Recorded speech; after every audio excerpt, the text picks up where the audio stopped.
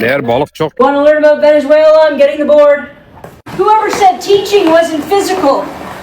All right, people want to know about what's going on between the United States and Venezuela, but in order to understand what's going on today, you need to understand what has gone on before. That's why history is so important, guys. Come on. Venezuela and the U.S. I've decided to do this chronologically because I feel like doing history metaphorically difficult. Number one, pre-1998. Pre-1998, Venezuela had a huge oil supply, actually, biggest in the world, and the biggest stakeholder was a U.S. company called Exxon. Why is this important? Because of their huge oil supply in Venezuela, Exxon took it over. So the vast amount of profit, the percentage of profit, went to the U.S. And Venezuela as a country got next to nothing. And because of this, their economy started to fail. And as their economy started to fail, guess what? A dictator waiting in the wings wanted to jump in and save themselves from God knows who. Oh, from the United States. How do I get stake in oil companies is taking over the entire world? Number two, 1998. That's not right. I hate it when I can't write numbers properly. Hugo Chavez was a democratically elected president of Venezuela. Now, once he got in, again I say democratically, he started to push towards authoritarianism, and he started reducing the checks and balances of the democratic system. Side point, does that remind you of anybody else? He also started to rewrite the Constitution to solidify his dictatorial power. Parallels are really uncanny. 2002, a woman named Maria Machado, ignore how I said that, but keep that name locked in your head because she's going to be important later, created an organization called SUMAT in order to overthrow the Chavez government. Psst, who do you think was funding her operation? You guessed it. George W. Bush, President of the United States at the time, was funding her through the National Endowment of Democracy. You know what? People just make up names to mean anything nowadays.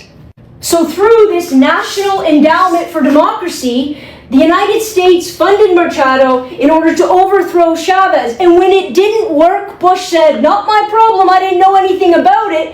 And she was eliminated from all political life going forward.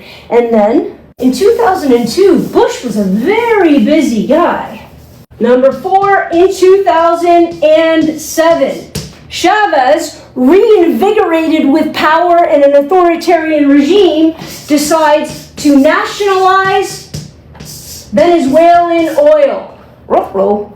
That meant that Venezuela took all of Exxon's money, all their oil, and all their access to oil, and shifted the lion's share of profits back to Venezuela and left Exxon, well, not a lot of money. P.S. Exxon then sued and won $1.4 billion in a claim. But what kind of international police force are we going to get for Venezuela to be forced to pay Exxon? None. After that huge shift of economic power, Venezuelan oil dropped from 3 million barrels a day way down to 700,000 barrels a day due to corruption and, let's be honest, informal sanctions put on them by the United States because they just stole a bunch of their money from corporations. Stole might be a U.S. word, considering the oil was on Venezuelan land and considered a Venezuelan resource, but who's counting? The U.S. really does imperialism out of 10, don't they? Ooh, new chalk. Number 5, a guy named Madero, used to be the VP of Chavez, takes over, and he starts building an even stronger authoritarian government. I forgot the year. 2013. Obama calls the drug cartel and this particular regime a threat to democracy and national security of the United States. That's then followed by Trump putting on economic sanctions in 2017. Are you with me so far? This is about to get interesting. Interesting, I mean even more corrupt. 6, 2025. I brought you right up to the present. Maria Machado, remember I told you to remember that name, wins the Nobel Peace Prize. And who does she dedicate it to? None other than Donald Trump. And it's at this point that Donald Trump begins attacking boats, Venezuelan boats, calling them drug cartels, talking about revitalizing and restoring democracy to Venezuela, and talking about how they're a threat to national security. And guess what? The U.S. got to go in and save some people. Oh, and P.S. Donald Trump wants his oil back. It's the ending that's really going to get you. The big question about why Donald Trump is doing this is why, and I think the answer is going to surprise you a little bit. Number 1, he is going to claim that he is going to liberate Venezuela. Guys, always be careful when the United States of America liberates anything, because usually it means they're going to take it.